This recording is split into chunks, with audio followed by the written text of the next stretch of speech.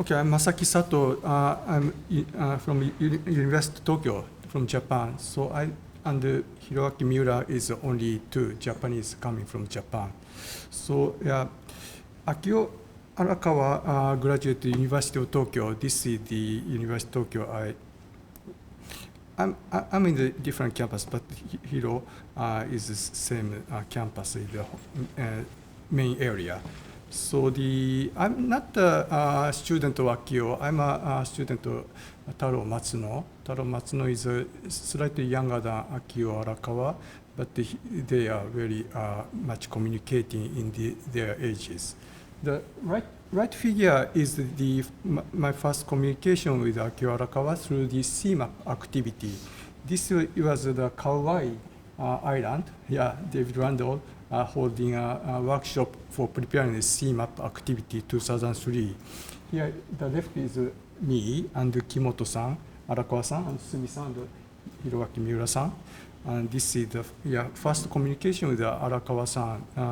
Through the CMAP meeting, 10 years, I have very much communicated with Arakawa-san and Dave Randall, of course, the other colleagues. Thank you very much.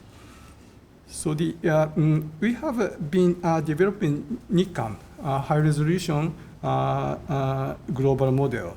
Through the CMAP, main activity of CMAP is a kind of super-parameterization, but kilometer-scale cloud-resolving model. In our approach, we have a global-scale, kilometer-scale model. At the beginning of the CMAP, we have a still developing phase. So we are discussing the numerical schemes, Arakawa-san. Yeah, today's John Thurban's talk, Arakawa-san's pioneering work is a kind of energy and entropy scheme for Arakawa-Jacobian. In our approach, we have a global model. We eventually use the flux form total energy conserving scheme, not without any detailed stencil calculations. So we have very much communication with Arakawa-san, and he even claimed, criticized our approach. You are not schema, not considering the energy conservation in the numerical scheme. But we resolved the stability for the kind of numerical diffusion. At this moment, we have not so much problems using this formulation. For the convective approach, Arakawa-san's cumulus parameterization is for the GCM. We are trying to resolve the schemes. So we are kind of different world. But I don't have a discussion of the cumulus parameterization during the CMAP. He was even thinking about final resolution. I remember he criticized kilometer scale model is very coarse. He tried to even higher resolution. So we are thinking of such a simulation. This kilometer scale model is nowadays km scale model is worldwide very much used or very much developing, but we need a higher resolution. So toward the higher resolution, we know there is a work. We need 100-meter simulation to the deep convection resolving range.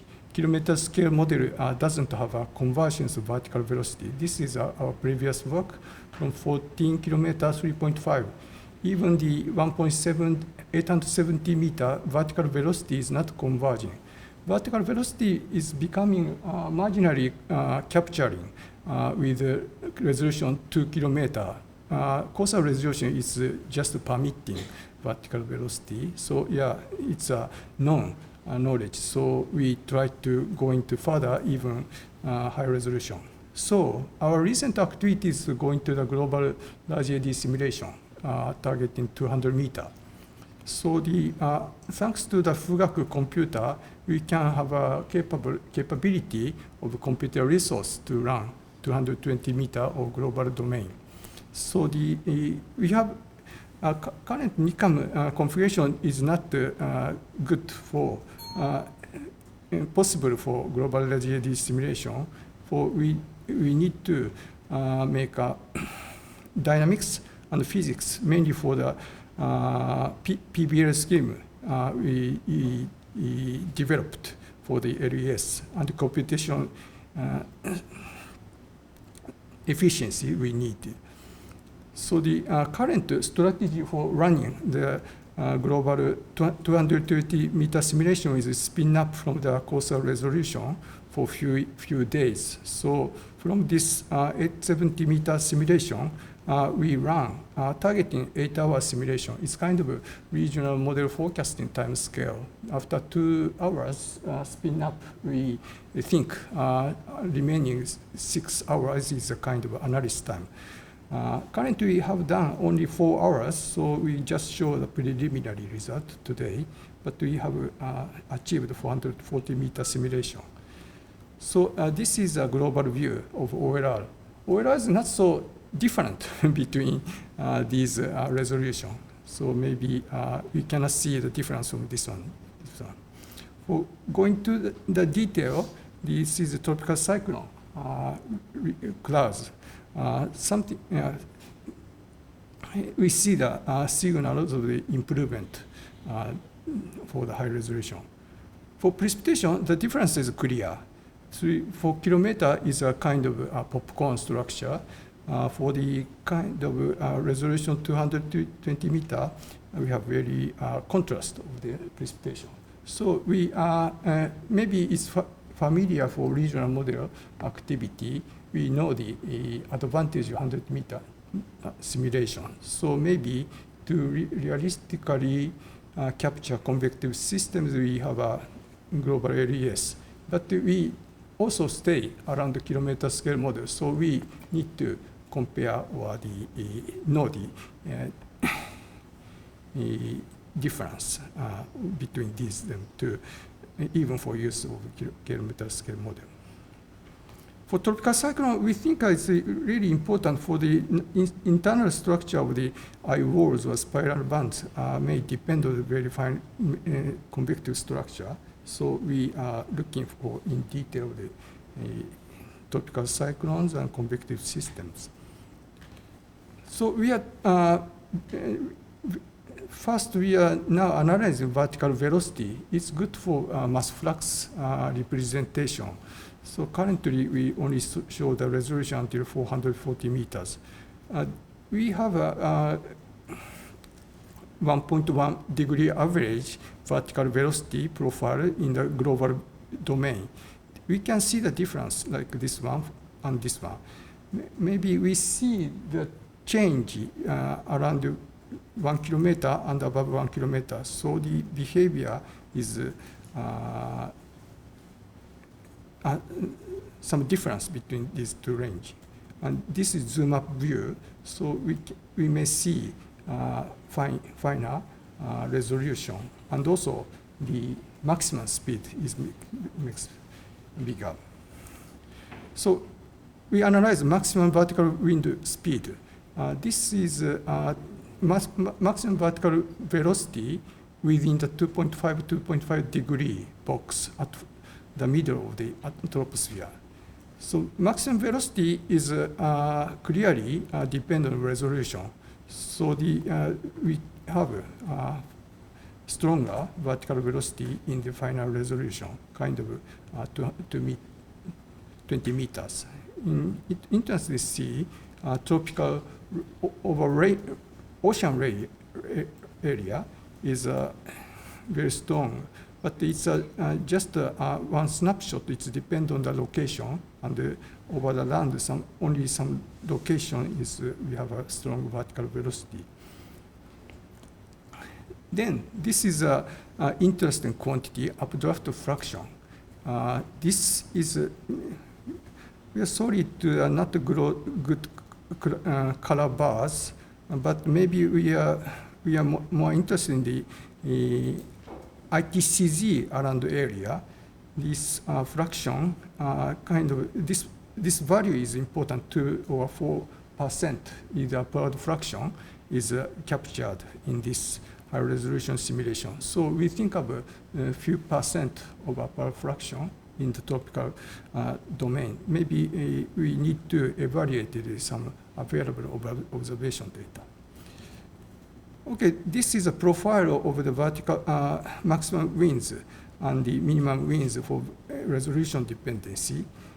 Tropical domain, and the solid line is a median, dashed line is a 90 percentile.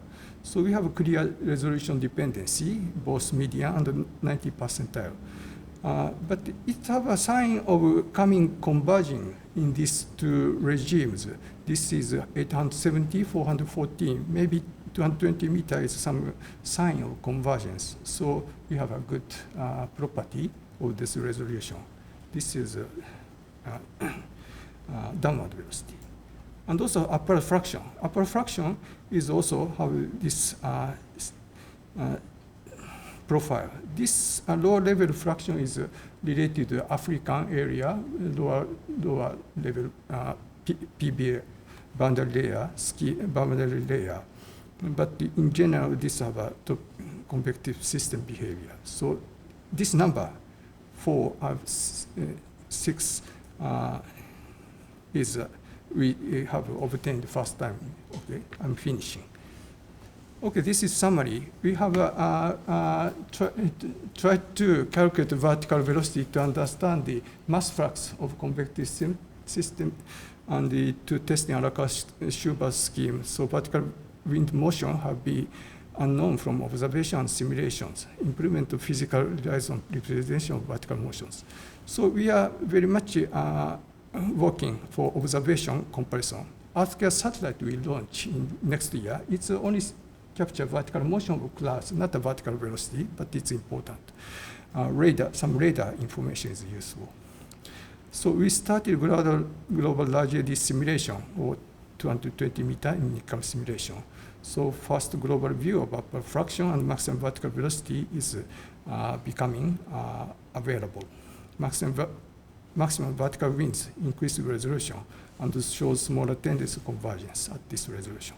So we have a list of to do, but we have ideas for analyzing this high resolution simulation. Thank you very much.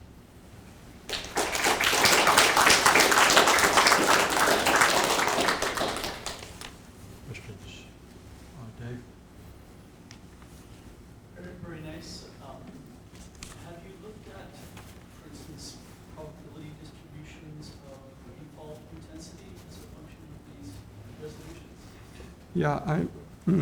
Yeah, that's one of the I want to try to analyze. So currently we have just the figure prepared. That's all. Yes.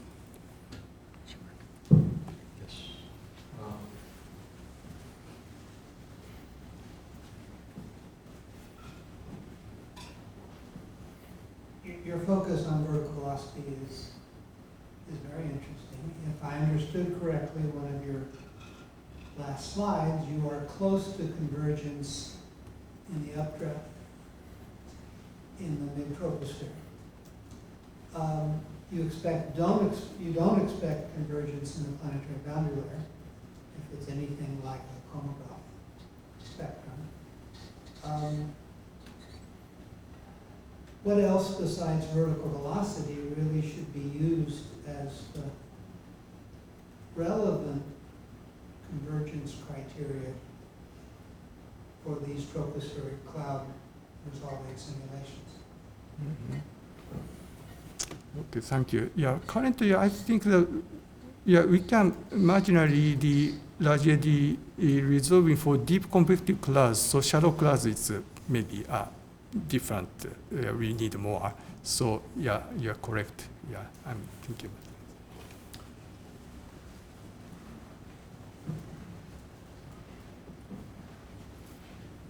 So I was very excited when the diamond simulations came out, basically about 4-kilometer resolution per grid size, and was very intrigued with looking at the cold pool statistics, which are very hard to observe from space or anything. So I hope you'll continue to look at some of the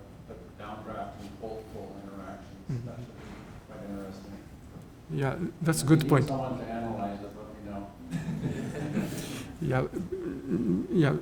Let's have a discussion. We are a good observation evaluation for cold poles. So. For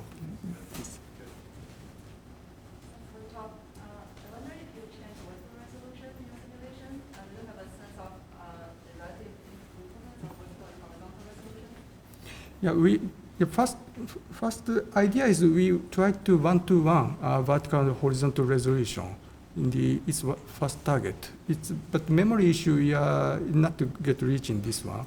But maybe next target is kind of 200 levels we want to shallow class more reasonable simulation 30-meter vertical levels up to 2 kilometers. So in that case, 200 levels, it's the next target. Thank you. We have to move.